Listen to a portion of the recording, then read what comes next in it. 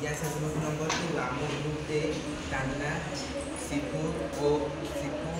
चिकू सुरेश आमे जैव विविधता फर्माटे काउ विषय किसी कह पक्षीर नाम काउ स्थानीय नाम काउ ओडिया नाम काउ इंग्रेजी नाम काउ वैज्ञानिक नाम प्राकृतिक नाम प्राकृतिक बसस्थान लोकाल एरिया बाह्य लक्षण अनुसार चिन्हित कर साधारण गुण काउर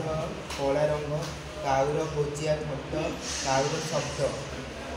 सामाजिक अर्थनैतिक परिवेश जैविक सांस्कृतिक और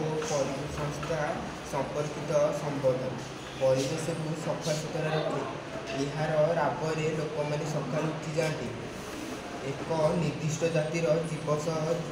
जड़ित पारंपरिक ज्ञान मनुष्य जाति सहित अव्यापी भाव जड़ित निर्दिष्ट वृक्ष एवं प्राणी मध्य रही परिशिष्ट संपर्कित संबंध काउ साधारणतः वृक्षर बास एवं परिवेश को सफा सुतरा रखे जीव को संरक्षण कर आवश्यकता